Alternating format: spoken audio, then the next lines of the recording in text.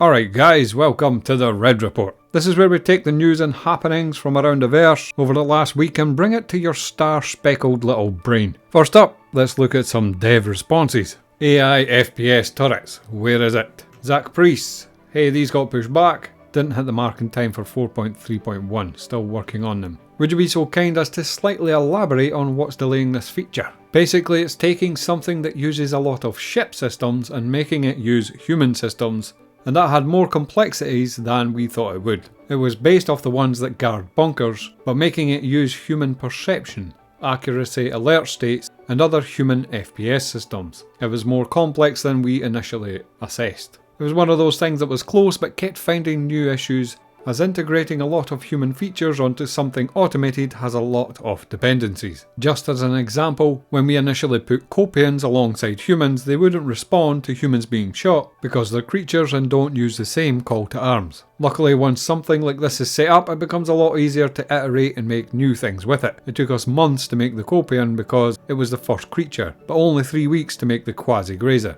Overall, 4.31 has some amazing stuff and really happy with things like the Volt LMG. Well, that sounds like something a Zach Priest would say about an LMG. But yeah, anti-personnel turrets got pushed back, but I'm pretty sure they'll be along soon enough. Placing a single hard drive mission item on a giant freight elevator. Got to be the most brain dead way to complete a mission that hardly works. Yeah, we know the delivery lockers and admin centres wasn't as solid by the time of release, so we didn't want to rely on them. It's something we're looking to improve so we can not have hard drive placed in the middle of a massive freight elevator. Seems fair enough.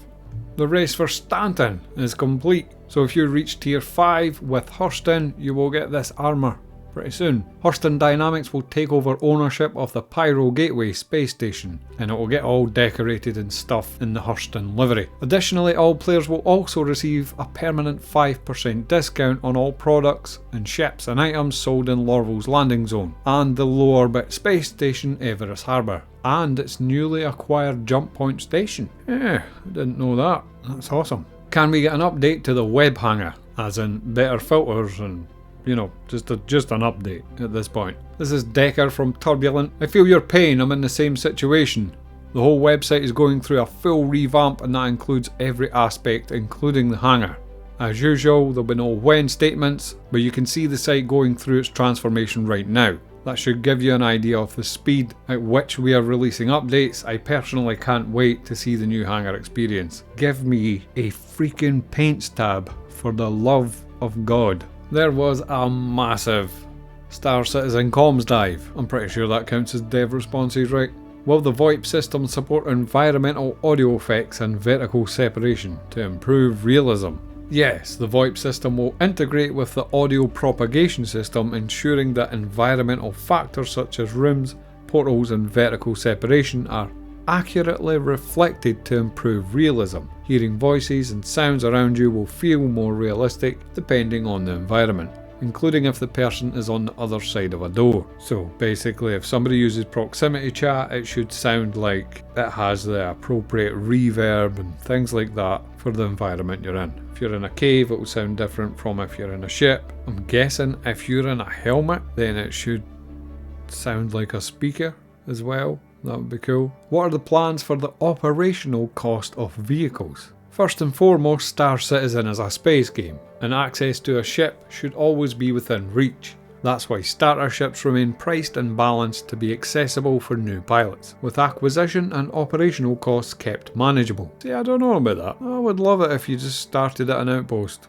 with no ship and you had to work up to it, but that could just be me. For ships across the board, operational costs are meant to drive meaningful logistics gameplay. Mining, crafting, trading and transporting goods all tie into the economy through refueling, repairing and rearming. Prices will continue to evolve as we bring more systems online and update older ones, with the goal of making logistics a key part of the experience. Larger multi-crew and capital ships are intended to be flown by groups, and their upkeep will reflect that. Repair costs will scale with the ship size and type, while fuel consumption will match the reality of moving something as massive as a capital ship. We're focused on ensuring fuel burn behaves correctly, especially once the resource network is fully integrated, before adjusting costs further. On the subject of torpedoes, the largest variants are designed for endgame scenarios such as taking down an Idris. They are intended to be costly and rare, reflecting their destructive power. Until the content arrive that makes their role essential, they will remain priced high to preserve that balance. Now,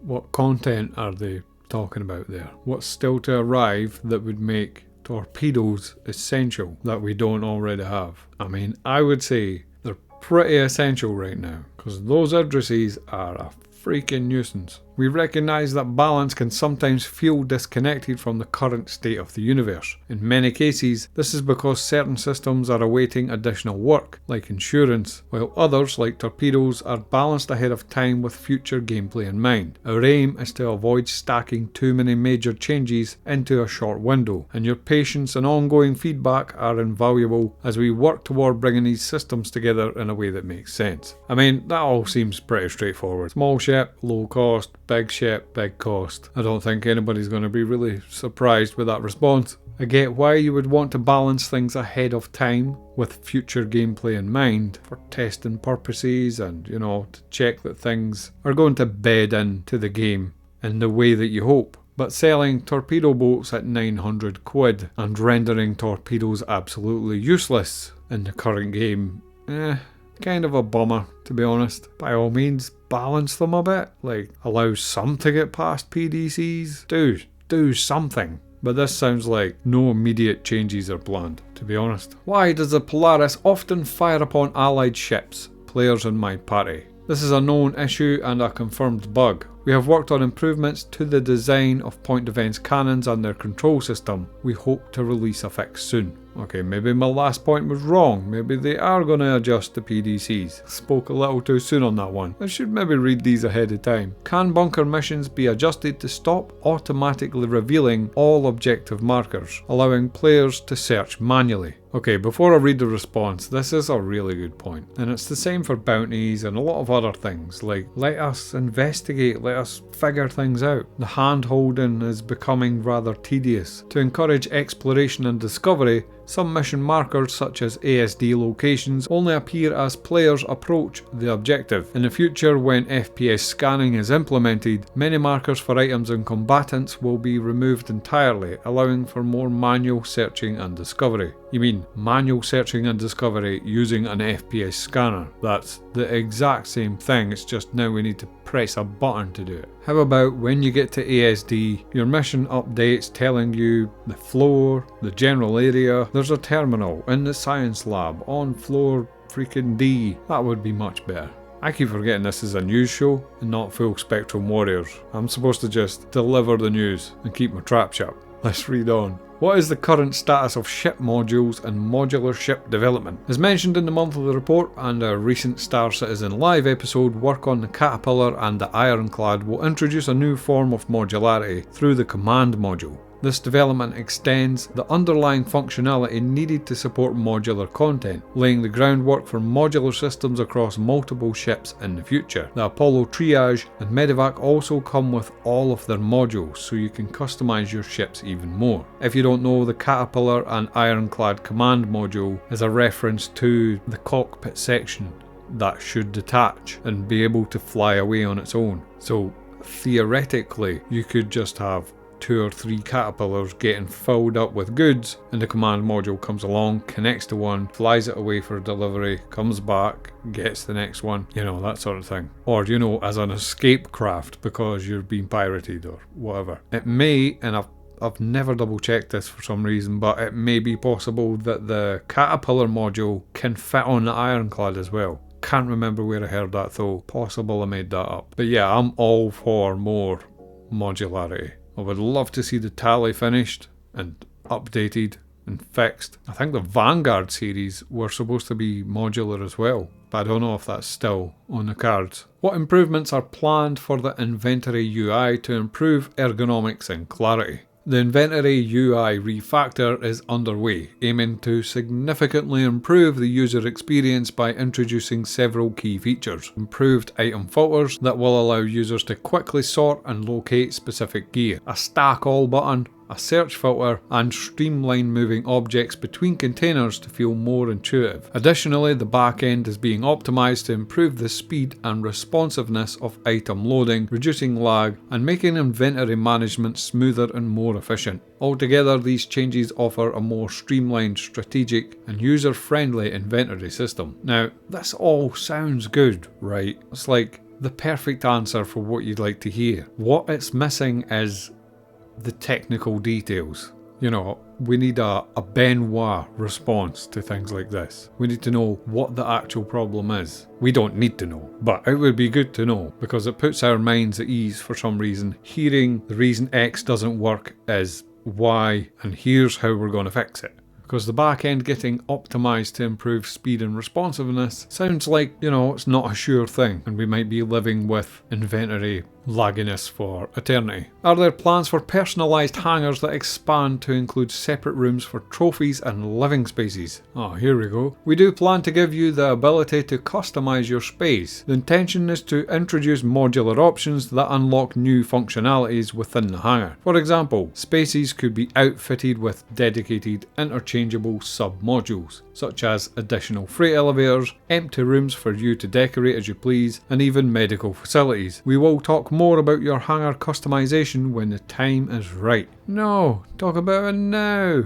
I want to talk about that. What I would like you to say is a whole other parking area for ships. You bring up a carrack, you move it to the side. You can bring up something else, park it somewhere else, you know, so we can do logistics within the hangar. And also a shooting range. Obviously, we need a shooting range, we need a racetrack, we're gonna need a sauna, in fact, screw it. I want a garden with like pond and shit, maybe some koi fishes swimming about. Like, let's not mess around here, let's have the discussion. Can I grow tomatoes? Can I get friends over for sleepovers? There's lots of questions needing answered. These couple of sentences, they're not going to cut it, I'm afraid. Are there any improvements to come to ships' lights? Oh, don't get me started, dude. Don't get me started. All ships and ground vehicles share a common set of headlight parameters to maintain consistency. These settings balance artistic considerations, avoiding overly bright headlights that wash out visuals, with gameplay needs, providing enough visibility at speed. Long term, we plan to introduce light amplification functionality to improve visibility. Well, fancy. I'm more interested in turning cockpit lights off. Oh, here we go. Cockpit lighting is an ongoing balance between bright enough to read instruments and not so bright that it affects visibility in dark environments, which we are working towards striking a good balance. With global illumination coming online in the future, cockpits will be lit more naturally, reducing the need for extreme lighting setups. In the meantime, we've started adding player-controlled lighting options in some ships, such as the Golem and Wolf, which allowed toggling between default and alternative light states. Well, that's great news. That's all pretty good news. Just gonna have to see how that one goes. What is the current status and planning for implementing ship's armour systems? Ship's armour systems will be introduced in stages. Initially, a temporary system will launch with engineering gameplay. As armour health reaches 0, those components will become more vulnerable. Later, this will be replaced by the Maelstrom system, which will use the ship's hull materials as armour to protect both the ship and its components. That's all fair enough. Our improvements planned for the ASOP terminal filters, allowing sorting by ship, pledge status, role or size. Yes, improvement to ASOP terminal filters are planned, and we do have some critical quality of life features such as the ability to search for a ship coming soon. Ah, sweet. I can take that off the list. On that quality of life changes I would like to see video that I've been writing for about a month. It is a long list. What steps are being taken to improve in-game chat moderation, filtering and customization options? We are working to bring in-game chat moderation and customization closer to the standards seen in other MMOs. This includes features like functional mute and report options accessible directly from a player's name in-game and more. We look forward to your continued participation on Spectrum. Thanks for sharing your passion and feedback with us. 07. 07 to you, dude. Those were some very positive, if not slightly standard kind of answers, but it is good to get some feedback on all of these things no matter how slight it may be. All good stuff. Flat cat rewards for Sitcon. Are we going to get flat cats at Sitcon? With a new craze happening would be a cool reward. Zach Priest, obviously. I am campaigning for flat cats and Hyraxes in the verse. Would love some more little friendly creatures. Hashtag justice for flat cats. You know what? I think that will happen one day. I think one day we will have cockpit cats. Come on, releasing ships with floating buttons in 2025 is not cool. Oh yeah, so on the Apollo there is another door that you open with your mind, apparently. Thomas Hutton, vehicle content designer. The panel is on the door, which animates away. Unfortunately, this interaction point currently cannot animate. Will we be able to choose which airlock variant will be used in the back? Also, will we be able to separately extend the ramp from the airlock?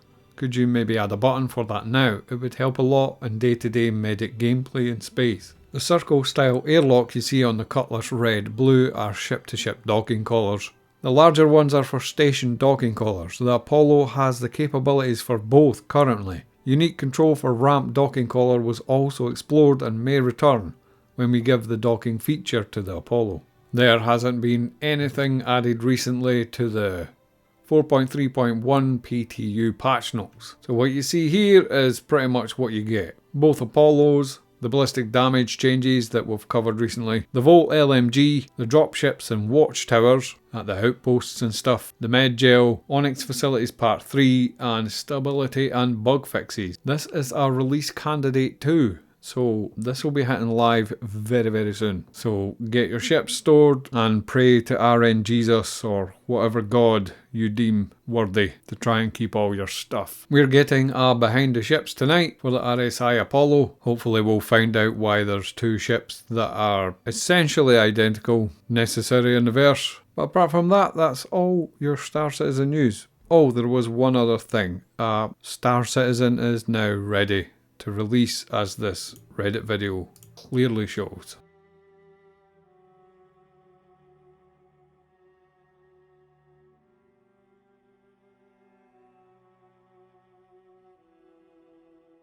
Look at that. It's a freaking miracle.